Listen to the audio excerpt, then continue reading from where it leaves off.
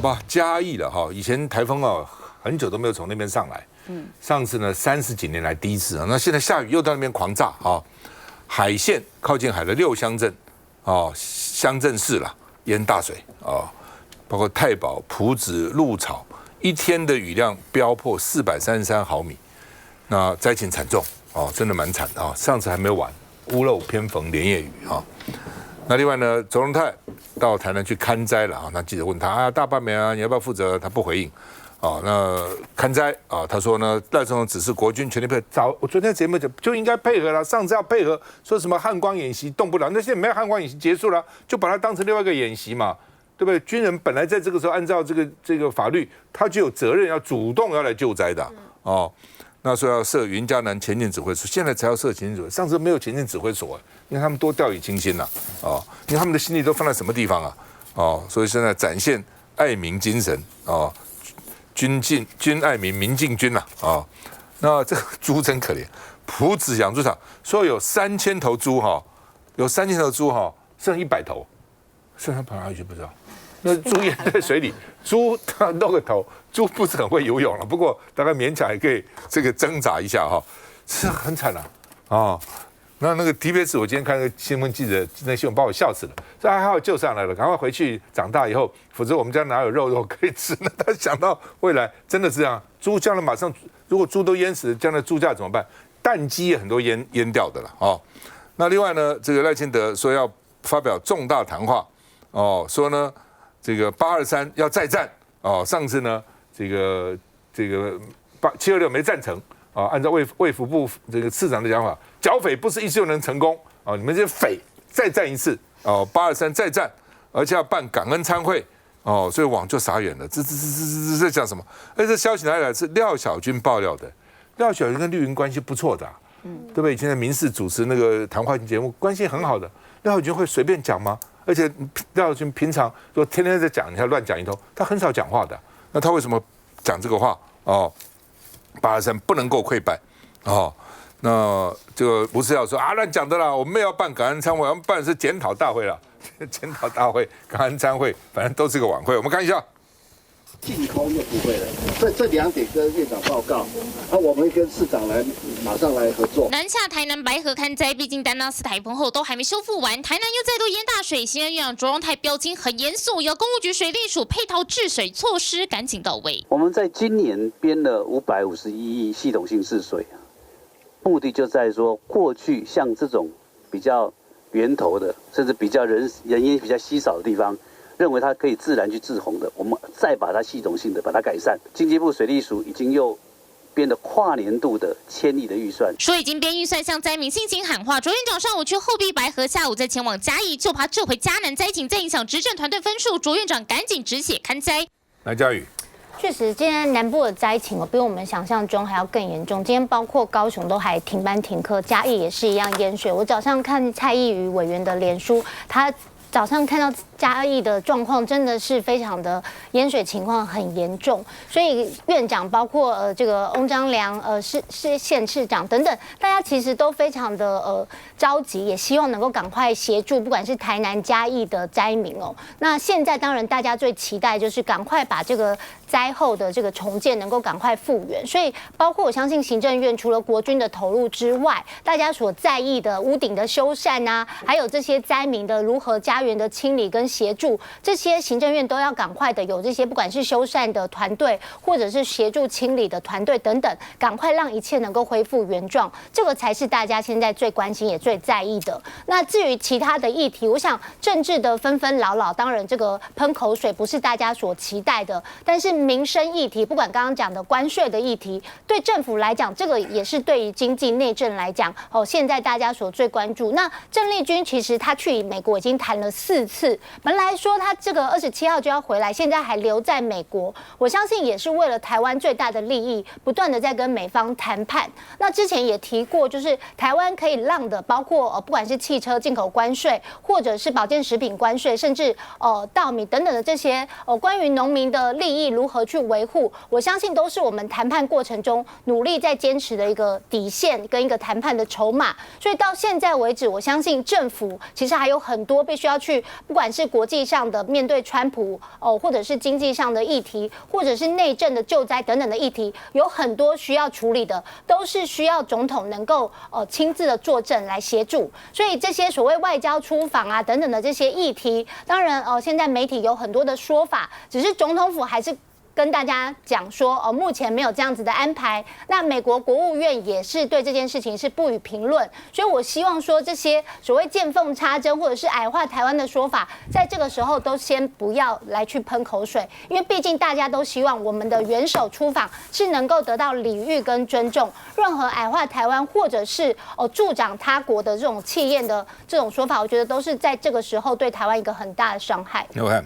所以同一件事情从2个不同角度看哈，你会觉得说，为什么你不去周杰伦演唱会？因为我买不到票啊。那结果你说是因为我第2天要期末考，那到底怎么样？2个都是啦。刚刚前面讲到这里，我跟观众朋友报告一下，总统出访，我们台湾媒体藏不住，最晚2个礼拜前一定会知道的。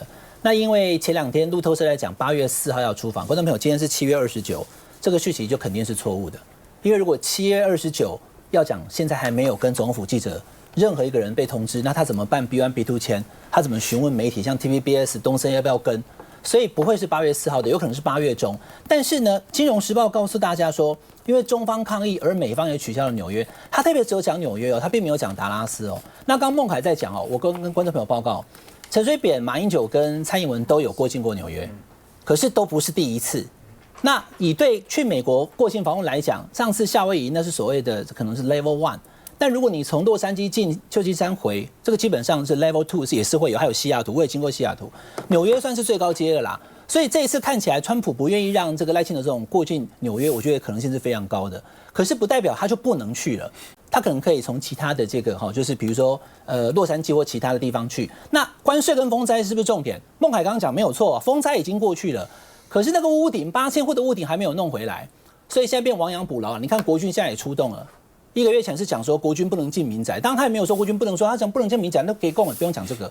所以现在国军出动，阁揆下去，我相信总统也会下去啦，守住关税，然后下乡救灾。他现在因为大罢免大失败，他只能做这个事情，清理战场，然后回应这个民意。还有行政院到底要不要发钱？1万块看起来中央院长他不愿意发，那会不会发5000？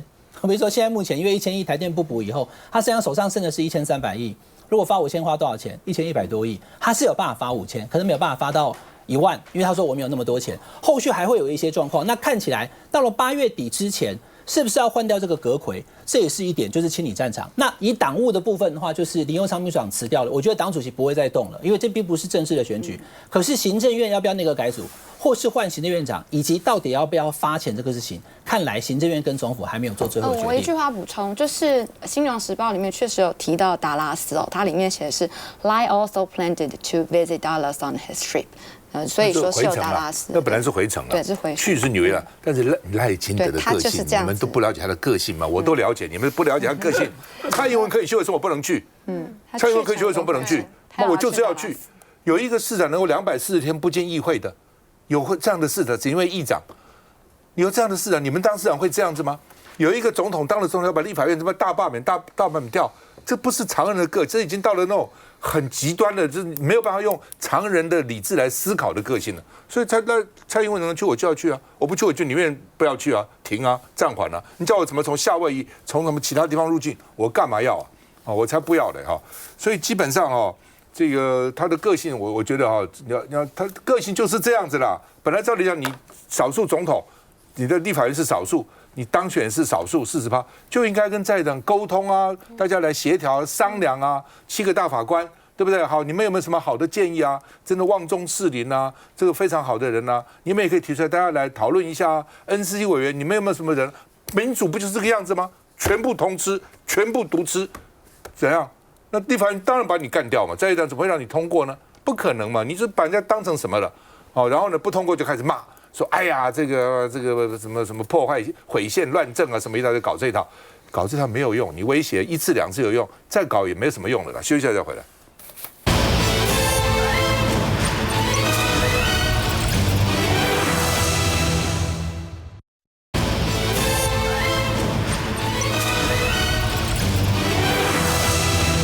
好，检察官升官了。当时呢，办马英九3中案，4个检察官。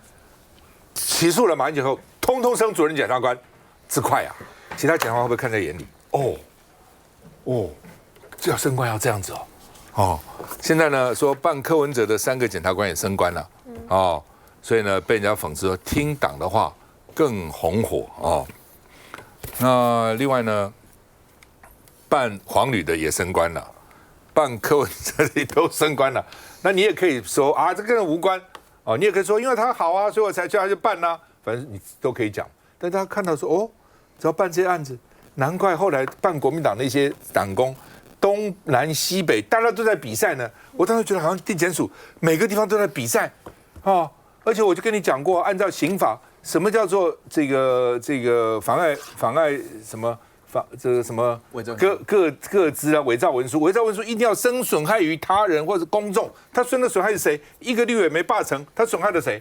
他损害了公众，我也不觉得我受损害。那损害了那些委员吗？也没有，那些委员没有被罢，反而是绿罢蓝的每一个他们都被罢成了，那个才叫做生损害于他们对不对？于他人就一个都没办，然后黄旅到现在还压在那里，国民党这些人还压在那里，柯文哲那边快11个月了，还压在那里，可以这样子，我们的司法可以这样子，人权可以这样子不顾好吧，这个反正办大罢免的办柯文哲都出现了那另外呢，而且呢，特别是金华城这个检察官林俊彦办柯文哲的第一次入围就中选，通常有时候1次、2次、3次。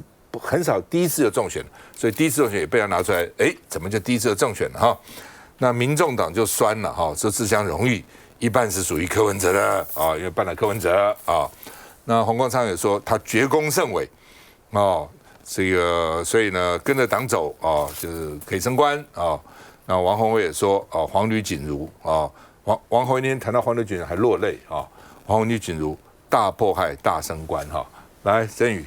我必须说治国无能，斗争第一名你可以看到我想跟大家说一下，我们现在讲这个林俊彦主任检察官，我想要跟大家细数几件事情。第一个，他写出了891页的起诉书，让柯文哲羁押了11个月，到目前为止关了11个月，没有任何的新事实、新实证。同时间，他还冲进病房来去逼问证人，再来误导陈述。还有更重要的是删改笔录，这样子的种种事迹，法务部跟他说，这个叫做表现卓越。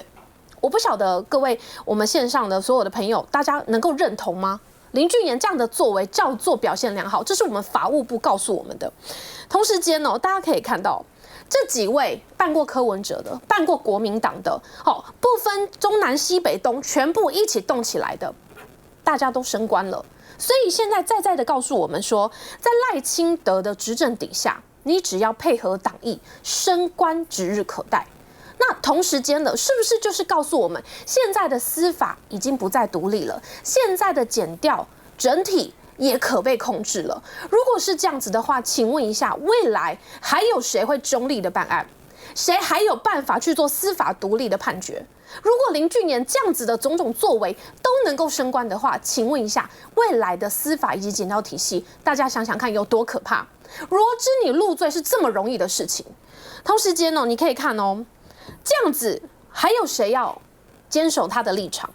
如果照他们这样子办案，关了11个月，违反人权，然后这样的形式可以持续的升官，不好意思，从520赖清德上任到现在，司法的公信力已经荡然无存。所以我想要呼吁一下各位，我们真的要看清楚，现阶段司法改革是当年赖清德以及蔡英文他提给我们的，但是现在做了什么？没有。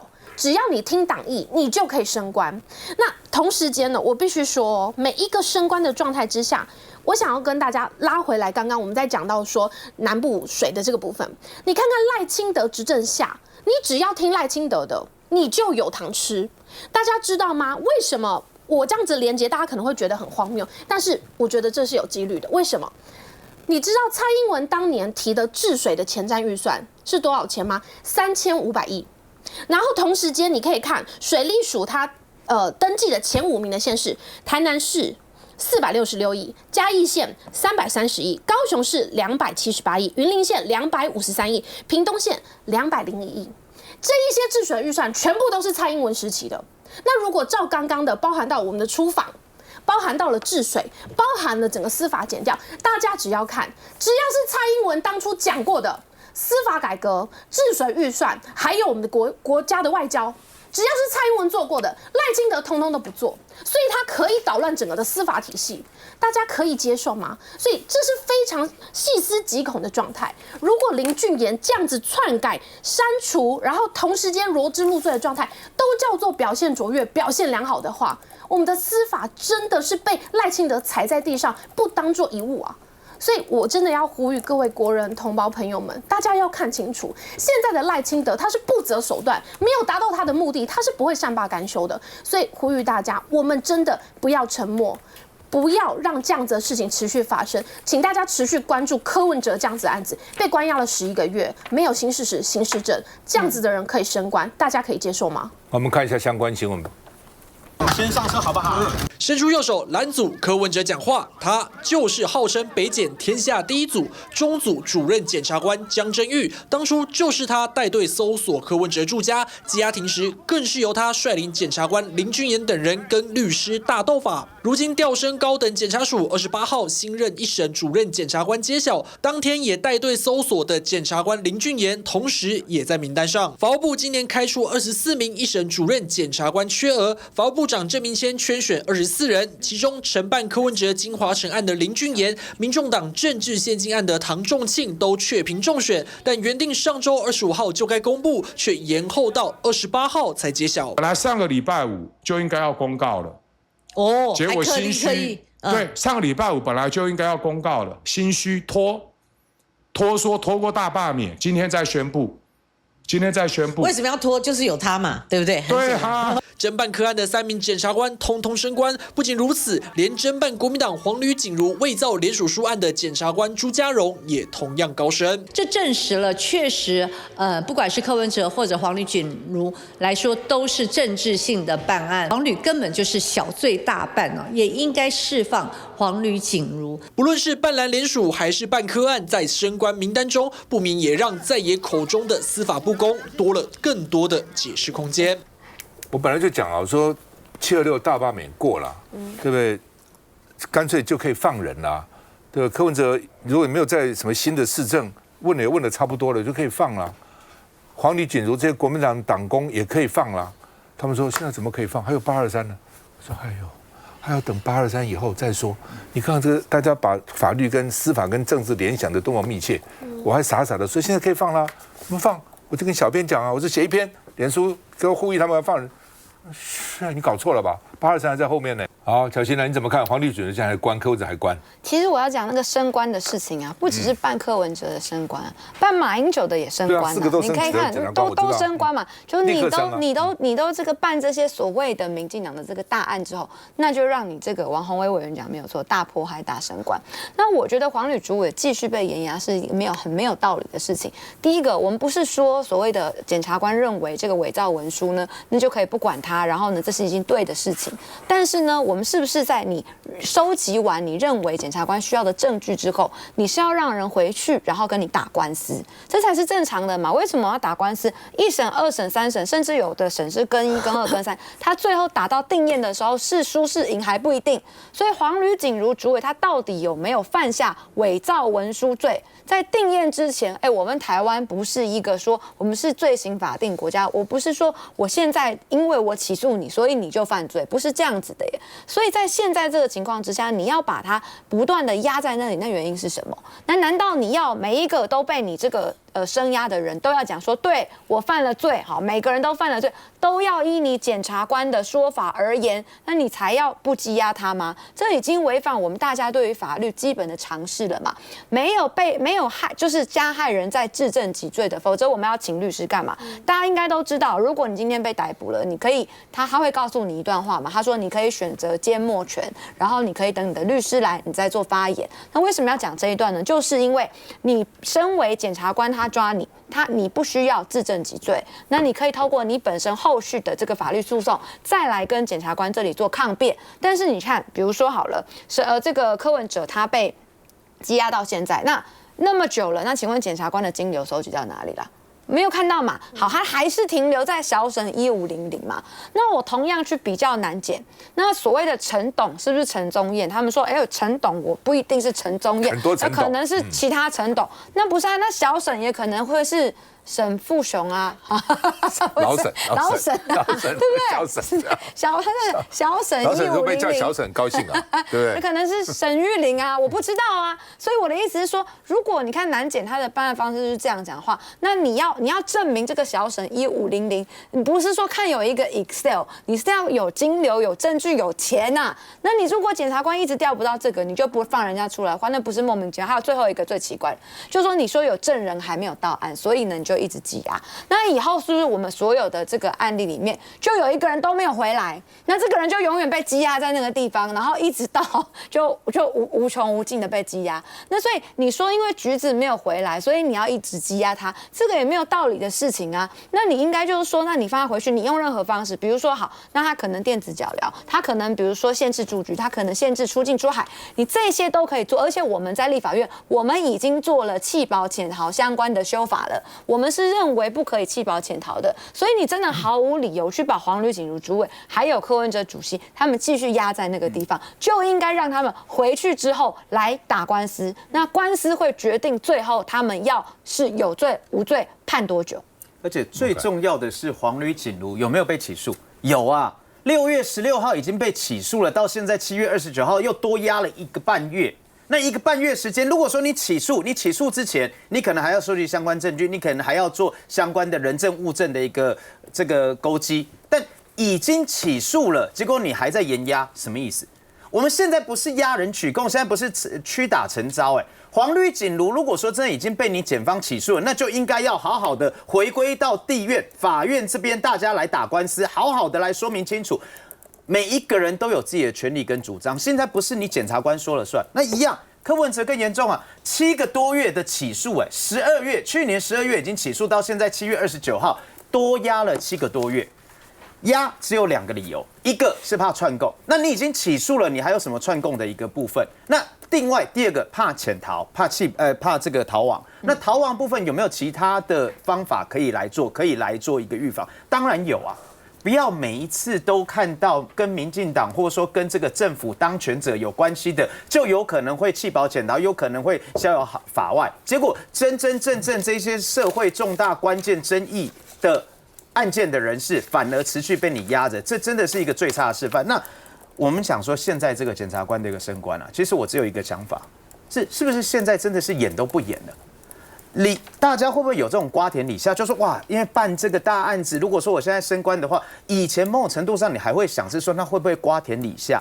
会不会觉得是他原本有一些检察官不一定全部，但有一些也许很优秀，但是因为他可能涉及到这部分，你如果说现在升官的话，反而会污名化或什么。可是现在我完全不用管了。就是我只要听党意，或者说我只要大听话的检察官，我就给你大升官，让其他的检察官可以有样学样。所以过去这段时间也有很多优秀的司法人员，他选择退休啊，他选择离职啊，好几十个检察官，他选择退休，他选择离职，为什么？新北就当一个地方劣币驱逐良币，当好的人才、优秀的人才都不愿意待，而听话的、听命行事的，很愿意为上面做事的就继续有升官发财机会的时候，你觉得这个环境真的是变好还是变坏？因为现在司法官考试不容易啊，律师反而比较容易啊，因为律师名额比较多，司法官人不多，好不容易考上检察官哦，今年好像我那时候4月看到报道，40几个检察官辞了，不干了，哦，新北就9个10个，好不容易考到检察官，为什么不干了？你自己想想看，那我真也怕，这到时候会不会真的劣币驱逐良币？你有良知的、有良心的。就是看不惯了，你就走了，哦。那不过当然，我觉得老天是公平的了哈。当然倒霉是他们了，衰到了，因为他们这样被关，这是大罢免，所以这个大失败哦，反大罢免大成功，跟这个其实都有关系。老百姓都不傻，老百姓看在眼里嘛。你们执政党可以这样子搞吗？可以这样子干吗？你觉得民众眼睛都瞎了，都看不懂哦？所以我一直觉得说，你那个刑事诉讼法要改的啦。那个羁押权现在我觉得太滥用了，不管是检察官的羁押权、法官的羁押权都要改的，哦，什么一审就可以加3次，哦，这我觉得真的你们立法院啊，你们既然蓝白占多数，你不能把那个立法权当成这个没有用了，你就只有用立法权来对抗他的行政权嘛，否则我选你单多数干嘛？对不对？这是一个。第二个呢，刚刚你们也讲过，我们现在检察官常常讲说，他没有承认罪，就是他没有悔意，所以就要加重其刑，不能放把他关起来。法律上是不自证己罪的，不但不自证己罪，连他的直系亲属、他的配偶都可以不做证人，不证他有罪的。这一般人去当然说我没罪，他可能真的觉得他没罪，也可能假的觉得没罪，那是自然的反应嘛，这就不行，这罪大恶极。是你检察官要找到理由说他有罪嘛，而不一来就我承认，那好，那检察官要干嘛？谁都可以当检察官啊，每个人来，有没有罪？没有罪我就把你关起来，有罪哦，可以这样子干吗？这是一个。第二个还有一点很怪，你的 LINE 如果有删减，这个是要删除罪证，因为现在大家那个社群网站来来去，很多人说很烦呐，有些人我都把它删掉了。有些的确你是觉得这个废话讲一大堆，因为讲一大堆废话，你要找那个重要的，比如有些时候找不到了嘛，一当然会删嘛，都不能删，删了就叫做要什么要逃，删了就是要串证，删了就是什么要逃避，你怎么会这样的推论呢？需要再回来。